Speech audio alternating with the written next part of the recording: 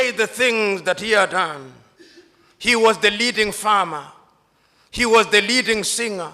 He was the leading intellectual. He was the leading husband. And he was the leading everything. We had monsterized our leaders, and they became immune from any kind of advice. Meanwhile, the African was suffering. The African woman who thought that upon attainment of political independence, she would now deliver in a decent hospital, was still the victim of a village midwife. The African woman was suffering.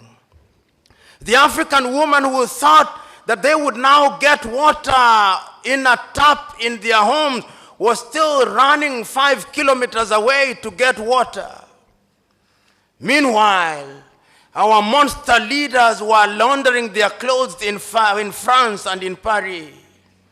The African woman who thought that they would go to Kariakoo market here in Dar es Salaam or Owino market in Kampala, Uganda, and get all the goodies could not get them because meanwhile, the Minister for Agriculture had agreed that bad seed be supplied, and meanwhile, we were getting mangoes from Europe.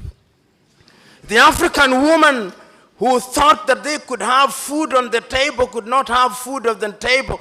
We had killed all our sugar industries that we may have sugar from Brazil and Mexico. And the African youth was no different.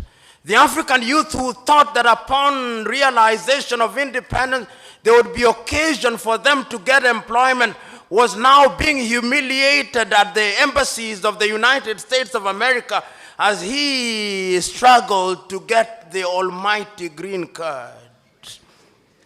The young African who thought that liberation would bring something new was now struggling at the United Kingdom embassy, filling a document that is 50 pages long, being asked who their great-great-grandfathers were and what enterprise they were engaged in. And they could not stop there. They went to the Australian embassy and to the French embassy, and the treatment was the same. The African youth was being treated like a leper, like a pariah, like a subhuman being. And they were asking, for what purpose did we gain this thing called independence? And those who are not humiliated in Gambia, in Nigeria, in Niger, were crossing the Red Sea, swimming across the Mediterranean to go to Italy so that they may be enslaved anew. Meanwhile, the African leader was busy looting from their countries and buying mansions in Paris and in London and in Florida, and driving private jets and helicopters and being addressed as their excellencies and honorables instead of being addressed properly as horribles.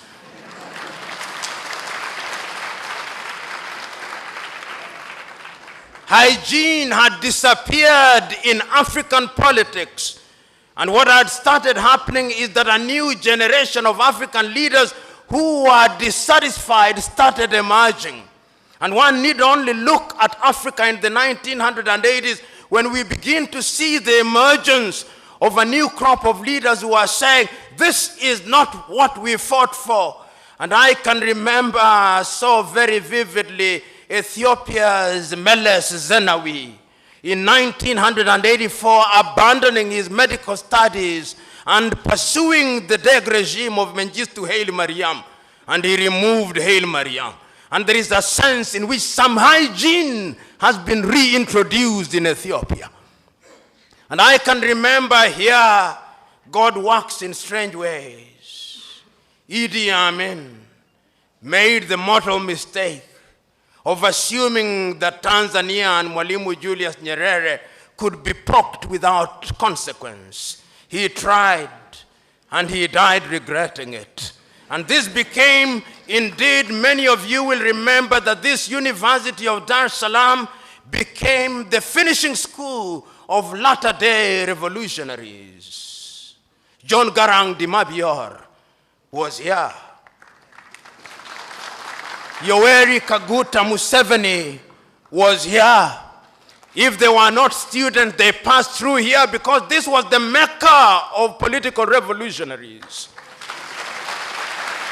Eduardo Mondlane was here. Samora Machel passed through here, if only for a few hours. Nelson Holisa Mandela passed through here. Sam Nujoma came through here. This was the baptism ground.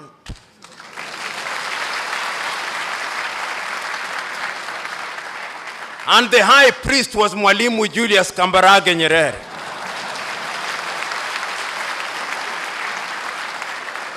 It was he who, in a manner of speaking, said, "With this water I thee baptize, that you may go out there and change your country." And Yoweri Kaguta Museveni went out into Uganda, and there is a sense, whether you like it or not, in which some hygiene was introduced in that country. There is a sense in which when Samora Moises Machel left this ground, he went to Mozambique, and there was a sense in which some hygiene was introduced in that country. There is a sense in which John Garang de Mabior left here, and some hygiene was beginning to be introduced in South Sudan.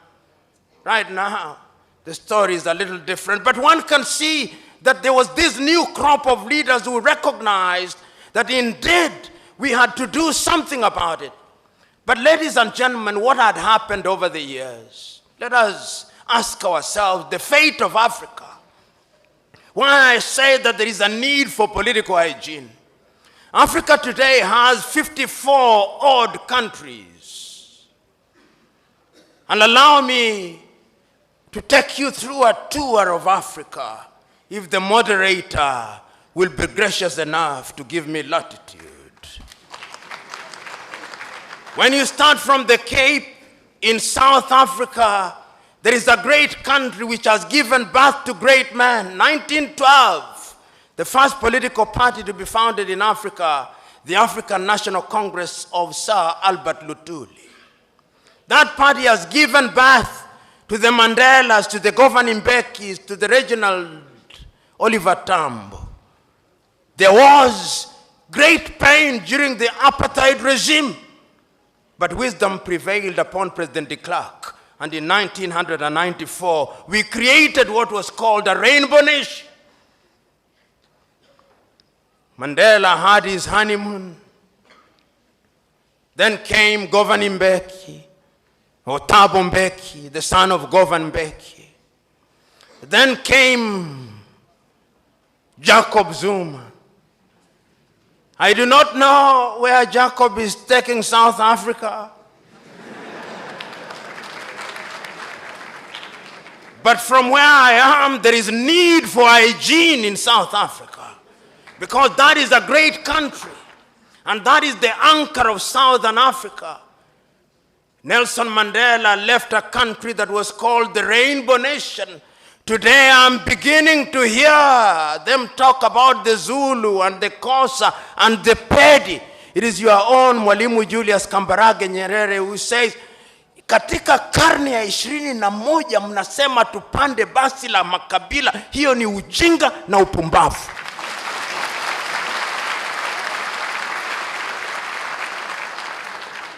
Then there is another country, because there is need for hygiene in African politics. And when one talks about hygiene, one wants to see improved agriculture. One wants to see improved infrastructure. One wants to see improved education. One wants to see that the quality of the life of our women and children is improved.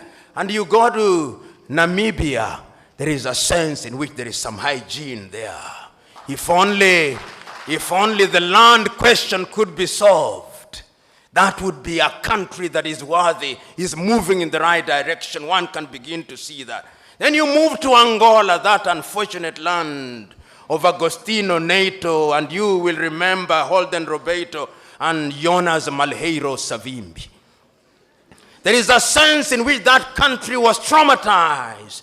I'm happy to note that President Dos Santos now says he's going to retire in 2018. My only concern is that he is sick now, and he is seeking treatment in Madrid, Spain. Why don't they have a good hospital in Luanda, Angola? After you've been a president for 20 years, you are going to another civilization to treat you. There is a sense in which there was lack of hygiene. Then you go to Botswana, that great country. In 1966, Botswana was a backwater country with nothing but courtesy of an individual who knew that hygiene depended and required that you improve the quality of people's lives. Sir Seretse Khama.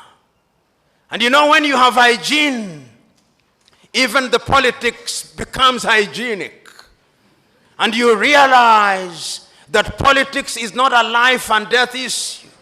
That politics is a question of the competition of ideas. I've just read a Tanzanian newspaper here which I thought was very insightful. Siasa ni kupambanisha hoja sio vioja. And there is beauty in that. And Nyerere put it even better in much more eloquent Kiswahili than I can master.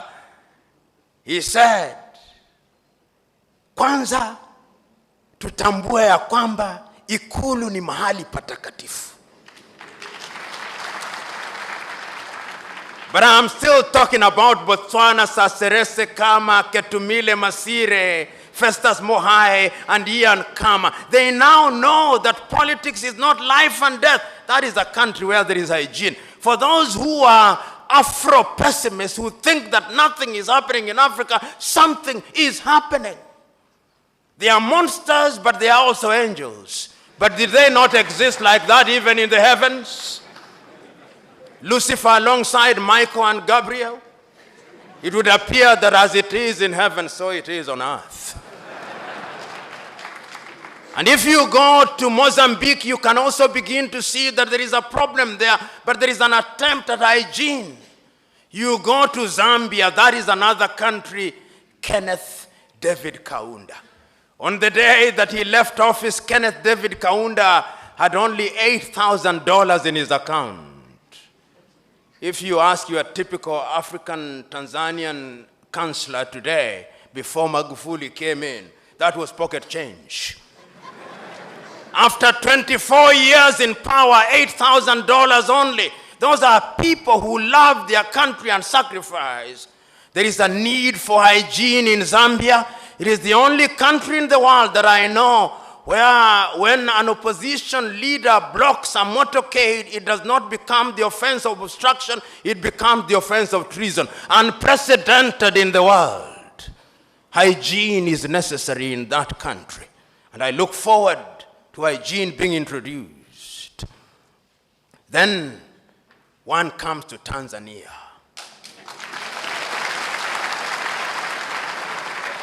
You know, Tanzania, when one talks about hygiene, one must start in the 1960s. One must remember the Arusha Declaration and the nobility of the intentions of Mwalimu Julius Kambarage Nyerere. And that is why many of you may not know, but at one time it was suggested that he be made a saint of the Catholic Church. And the reason was very simple. This was a man who had ideas. This was a man who had clarity of thought. This was a man who could see the future almost with the exactitude of a Jewish prophet. This was a man who had the humility, almost like the humility of the carpenter of Nazareth. This was a man who loved his country. He made mistakes, and when he made them, he realized and corrected them. That is his greatness. Is it not Saint Just who said that nobody can rule guiltlessly? This is a man who found 120 plus ethnic groups and welded them into one nation, so that Tanzanians speak with one voice. You know, if you look at Tanzania and you ask your typical Tanzanian, what was the ethnic extraction of President Kambarage Nyerere? They do not know and they do not care. If you ask Tanzanians what was the ethnic extraction of the second president of Tanzania, Mzee Ali Hassan Mwinyi, the Tanzanians do not know and they do not care because it does not matter. If you ask them what was the ethnic extraction of the third president of Tanzania, Benjamin William Mkapa, they do not know and it does not matter and they do not care. And if you ask Tanzania what was the ethnic extraction of your fourth president, Jakaya Mrisho Kikwete, they do not know and they do not care.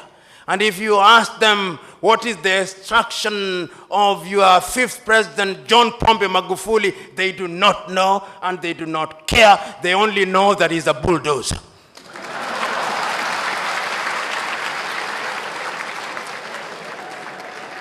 But you go to my country, Kenya, God save my country. God save my country. When you meet your typical Kenyan and you introduce yourself as John, they'll ask for the second name, not that they may know your full names, but that they may identify you with your ethnicity and pigeonhole you accordingly. When you go into that country, which is a great country in prospect, but which is being destroyed by negative ethnicity, you ask them who the first president of Kenya was, they'll tell you it was Jomo Kenyatta and he was Kikuyu, and we care. We want our Kikuyu president. And if you ask them who was the second president, they'll tell you it was Daniel Arap Moi of the Kalenjin extraction, and we cared because it was our turn to eat. And if you ask them who was the third president, they'll tell you it is Uhuru Muigai Kenyatta, and he is a Kikuyu, and we want him to continue because we Kikuyus and we Kalenjin only feel safe when one of our own is in State House. And if you ask the opposition and you ask the leaders from my own ethnic group, the Luo of Kenya, the Luo will tell you we have been marginalized for too long. The time has come that God must smile upon us and our son must be the president. And if you ask the Luhyas, they'll say the same thing. That is the tragedy of gigantic proportions. I'm submitting to us that the country called Kenya needs political hygiene. I'm submitting to us that the country called Kenya needs to come to Tanzania here on a benchmarking tour, and that the President of the Republic of Kenya and all our parliamentarians should sit at the State House and be lectured by John Pombe Magufuli on the finer points of governance.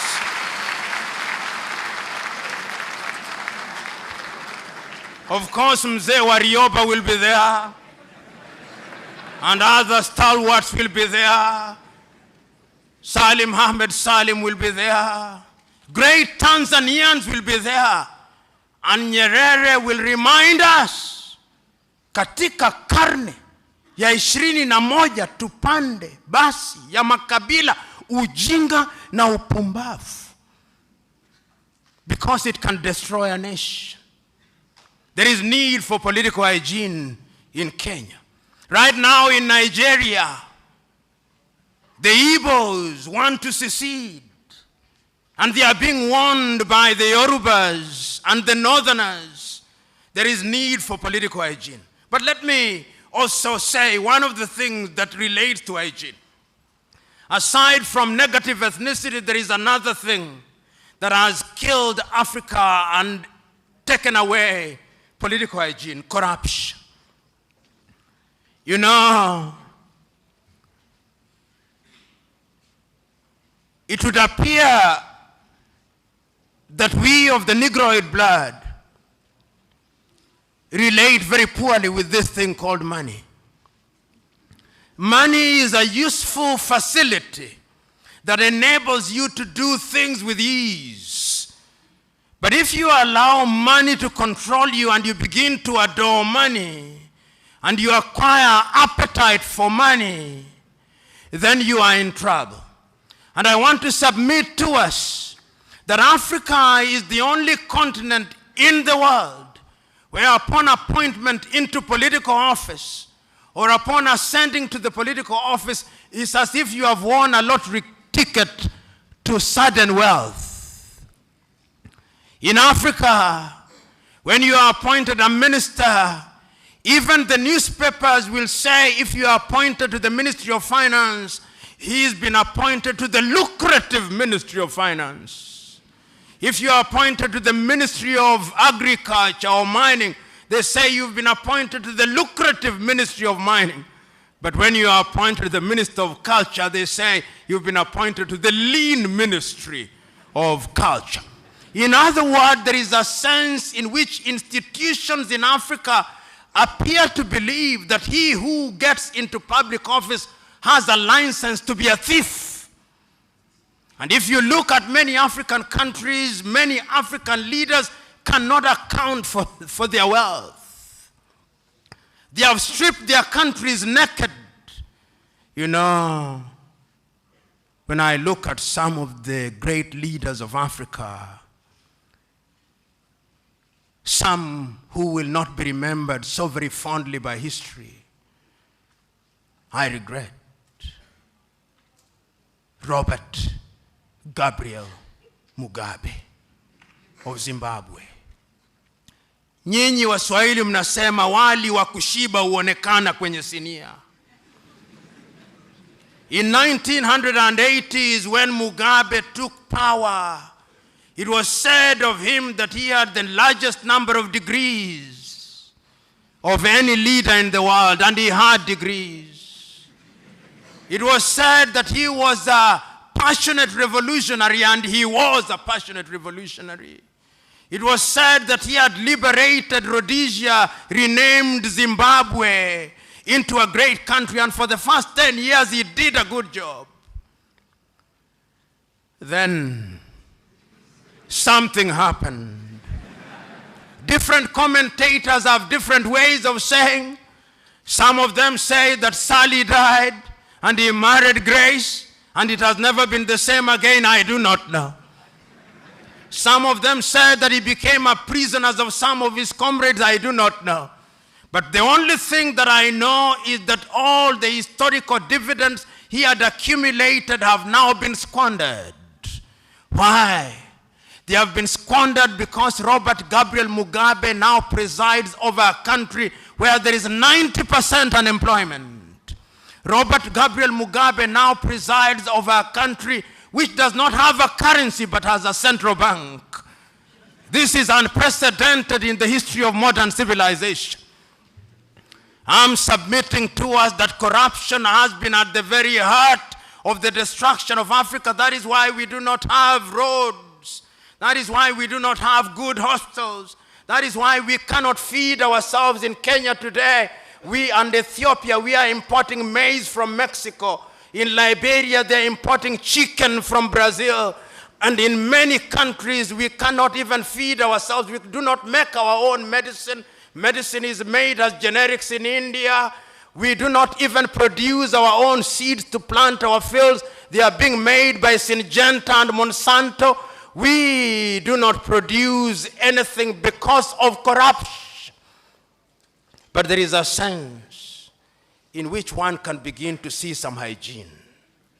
There is a sense when I arrived here in Dar es Salaam, and I look at the newspapers and I see a white gentleman having flown into Tanzania in a private jet from the company called Acacia, goes into State House in Dar es Salaam and literally almost saying, mea culpa, mea culpa, mea maxima culpa.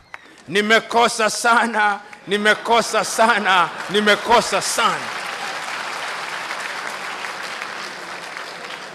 And President John Pombe Magufuli as if he was a Catholic father saying, nimekusikia mwanangu, nimekusikia mwanangu.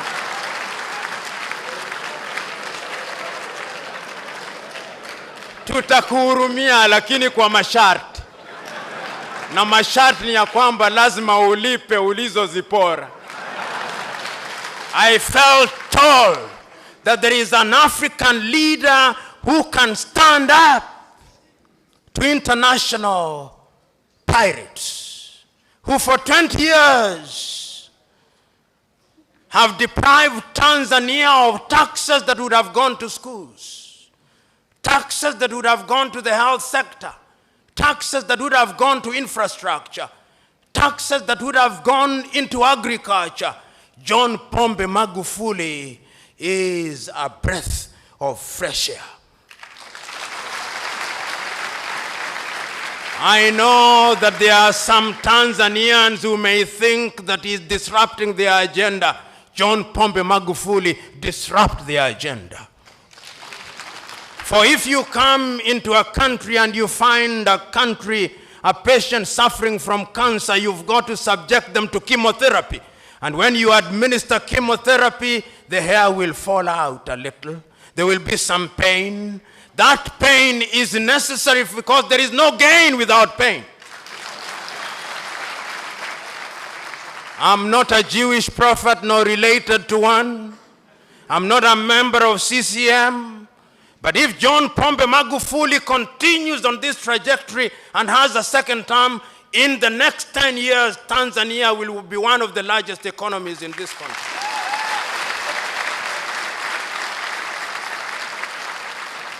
God save John Pombe Magufuli. You know, I was reading a tweet and some American is saying, bring us John Pombe Magufuli. And I was in Kenya and I said at one time that we need to Magulify Kenya. In other words, there is a sense in which a new English word can be found, the Magufulification of Africa. In fact, I dare say that even my own paper, instead of calling it a call for hygiene in African politics, I would say the Magufulification of Africa. And I would still be right. But the whites say that one swallow does not make a summer. There are other good examples in Africa of the beginning of the introduction of political hygiene. Ian Khama in Botswana. Ian Khama in Botswana, it is said that a minister in his government went to him and said, I've been named in a scandal, Your Excellency, help me. He told him, there is nothing that I can do. The individual went to his rural home. The following day, it is reported that he had committed suicide. I'm not a sadist, nor do I intend to be one, but if there are such individuals, I want more suicides. Ian Khama is yet another breath of fresh air. Paul Kagame of Rwanda, 1994, the United Nations turned away the Rwandese within 100 days. Anything between 800,000 and 1 million Tutsis and moderate Hutus were killed even in churches. Then there came a tall, lanky man, Paul Kagame, and his comrades in arms. I was there 2 days ago, and one of the best drives out of any airport in the world is to be found in Kigali, in Rwanda. And you can see, so that those who thought that Africans cannot do it, our color is innocent. The Negroid, the dark color is innocent. It is not in our DNA. No. What happens is that there are some within our ranks who are errant, who must be punished. One can go on and on, but even my own good friend Yoweri Kaguta Museveni found a dilapidated Uganda. And even if you say that Yoweri has now stayed a little longer, there is a sense in which history will remember him fondly. One can go on and on, but one must also remember that lunch must be served. And if one remembers that lunch must be served, one must also remember that there is the law of diminishing returns. And one must also remember that one must now grow to their conclusion, even as they are talking about a call for political hygiene. So I'm submitting to us this morning that Africa can be great and Africa must be great. But Africa will only be great if we Africans do that which is good and right. The great Indian nationalist Chakravarti Rajagopalachari said that when politics stumbles, the country pays. So the first thing that we must do is to introduce hygiene in our politics. And now that I'm in Tanzania, the first thing that we must do is to Magufulify our politics. I know that there is a Kiswahili saying, mgema kisifiwa tembo litia maji, and I'm conscious that one of the names of President Magufuli is Pombe. But I have no doubt that President Magufuli will remain on the right course. As you say here in Tanzania, atabaki kwenye njia kuu hata chepua. I'm suggesting to us that we introduce hygiene in our politics, which means, and Mzee Warieba will remember when we were talking about the Constitution, Africans must begin looking at their Constitution, and they must be constitutions which address the African environment. You know, there was a time after the fall of the Berlin Wall when European powers from London, Paris, Madrid, and Washington told us that democracy is equal to multi-party politics. Democracy equals to this. I now hold the view that while plurality is a good thing, a constitutional review gives us an opportunity to come up with homegrown solutions.